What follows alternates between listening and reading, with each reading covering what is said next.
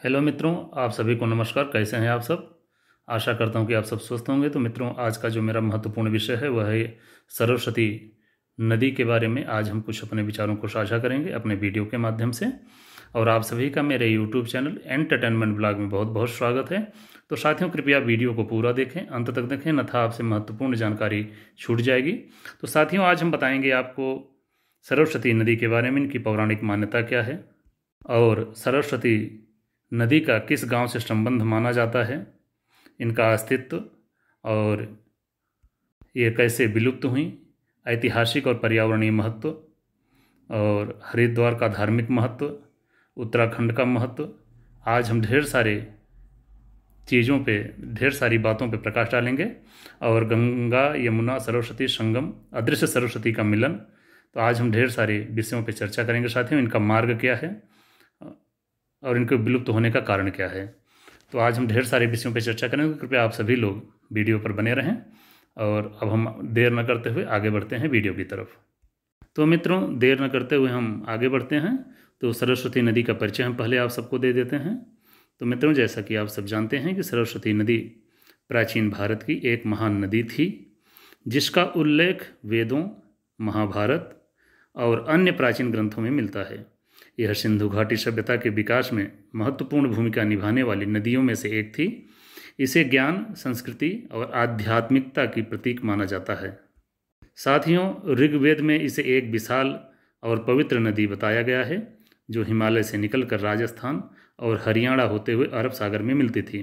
वैज्ञानिक शोधों और उपग्रह चित्रों के अनुसार सरस्वती नदी की उत्पत्ति हिमालय के शिवालिक पर्वत श्रृंखला में हुई थी। यह हरियाणा, पंजाब, राजस्थान और गुजरात के कुछ हिस्सों से होकर बहती थी। इसके प्रमुख सहायक नदियाँ द्विती और घग्घर मानी जाती हैं। साथियों, आज हम इस पर भी प्रकाश डालते हैं कि सरस्वती नदी का माना गांव से क्या संबंध है। तो मित्रों, माना गांव उत्तराखंड के चमोली जिले में स्थित एक ऐतिहासिक और धार्मिक रूप से महत्वपूर्ण गांव है। इसे भारत का अंतिम गांव भी कहा जाता है, क्योंकि यह भारत तिब्बत सीमा के पास स्थित है। इस गांव का सरस्वती नदी से गहरा संबंध है। माना गांव के पास ही सरस्वती नदी का उद्गम माना जाता है। यह छोटा सा गांव जल स्रोत है, जिसे सरस्वती कुंड कहा जाता है, और यहीं से सरस्वती नदी प्रवाहित होती हैं। यह नदी कुछ किलोमीटर तक बहती हैं और फिर अलकनंदा नदी में विलीन हो जाती हैं। माना जाता है कि इसी स्थान पर महर्षि वेदव्यास ने महाभारत की रचना की थी। साथियों, कहा जाता है कि महाभारत काल में जब पांडव स्वर्गारोहण के लिए गए थे, तो उन्होंने इसी मार्ग से होकर यात्रा की थी। माना गांव के पास ही भीम पुल स्थित है, जिसे पौराणिक मान्यता के अनुसार भीम ने अपनी पत्नी द्रौपदी के लिए बनाया था। सरस्वती नदी को अदृश्य नदी माना जाता है। माना जाता है कि यह यहाँ के कुछ दूरी पर पाताल लोक में विलीन हो जाती हैं। इसका वैज्ञानिक दृष्टिकोण क्या है साथियों, आइए इस पर भी हम चर्चा कर लेते हैं। तो भूगर्भीय और जलवायु परिवर्तन के कारण सरस्वती नदी का प्रवाह प्राचीन समय में काफ़ी बदल गया था। माना गांव के आसपास के क्षेत्र में ग्लेशियर और भूमिगत जल स्रोत मौजूद हैं, जिससे इस नदी के अस्तित्व के कुछ प्रमाण मिलते हैं। मित्रों, माना गांव को सरस्वती नदी का उद्गम स्थल माना जाता है और यह धार्मिक, पौराणिक और ऐतिहासिक दृष्टि से अत्यंत महत्वपूर्ण स्थान है। यहाँ आकर श्रद्धालु सरस्वती नदी के दर्शन करते हैं और इसकी दिव्यता का अनुभव करते हैं। यदि आप सरस्वती नदी और महाभारत से जुड़े स्थलों को देखना चाहते हैं तो माना गांव अवश्य जाना चाहिए। तो साथियों, हम चर्चा कर लेते हैं कि सरस्वती नदी विलुप्त कैसे हो गई, इसके पीछे क्या कारण है। तो टेक्टोनिक परिवर्तन, भूगर्भीय हलचलें। जब भारतीय टेक्टोनिक प्लेट उत्तर की ओर बढ़ी तो कई नदियों का प्रवाह बदल गया और सरस्वती नदी सूखने लगी।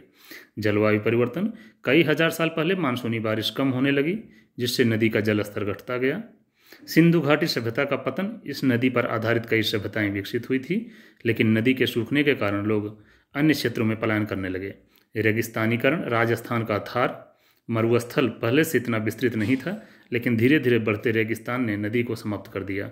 सरस्वती और यमुना के मार्ग में परिवर्तन, वैज्ञानिक मानते हैं कि सरस्वती की सहायक नदियाँ यमुना और सतलुज का मार्ग बदल गया, जिससे नदी का प्रवाह धीरे धीरे खत्म हो गया।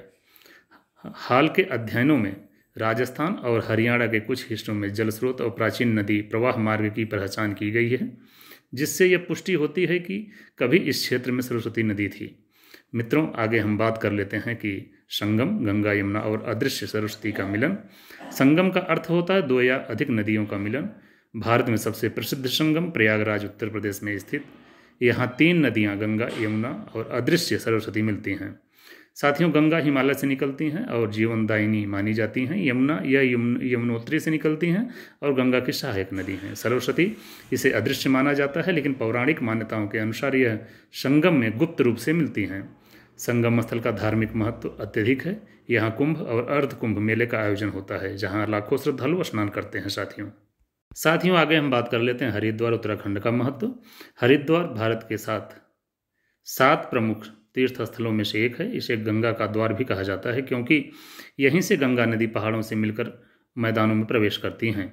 हरिद्वार का धार्मिक महत्व क्या है? हर की पौड़ी गंगा आरती के लिए प्रसिद्ध यह घाट सबसे पवित्र माना जाता है। कुंभ मेला, हर 12 साल में यहाँ कुंभ मेला आयोजित होता है, जिसे दुनिया का सबसे बड़ा धार्मिक मेला कहा जाता है। मनसा देवी मंदिर, श्रद्धालुओं की आस्था का केंद्र, यह मंदिर हरिद्वार की पहाड़ियों पर स्थित है। चंडी देवी मंदिर, नील पर्वत पर स्थित यह मंदिर शक्ति देवी को समर्पित है।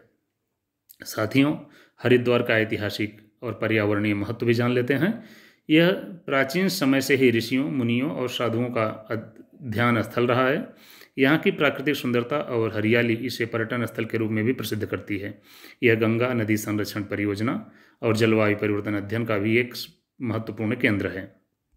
तो साथियों, सरस्वती नदी का ऐतिहासिक और आध्यात्मिक महत्व बहुत बड़ा है। हालांकि यह भौगोलिक रूप से विलुप्त हो गई हैं, लेकिन इसके अवशेष और धार्मिक मान्यताएं आज भी जीवित हैं। संगम और हरिद्वार जैसे स्थान भारतीय संस्कृति और अध्यात्म की गहरी जड़ें दर्शाती हैं। भारतीय पुरातत्व और वैज्ञानिक अनुसंधान लगातार सरस्वती नदी के अस्तित्व को सिद्ध करने में लगे हुए हैं। तो साथियों, संक्षेप में, सरस्वती नदी भले ही भौतिक रूप से विलुप्त हो गई हैं, लेकिन इनका प्रभाव हमारी संस्कृति, धर्म और परंपराओं में अमर है। भारतीय पुरातत्वविद और वैज्ञानिक अभी भी इसे अस्तित्व के प्रमाण को खोज रहे हैं, जिससे यह स्पष्ट होता है कि सरस्वती नदी केवल एक पौराणिक कथा नहीं, बल्कि प्राचीन भारत की एक महत्वपूर्ण वास्तविकता थी।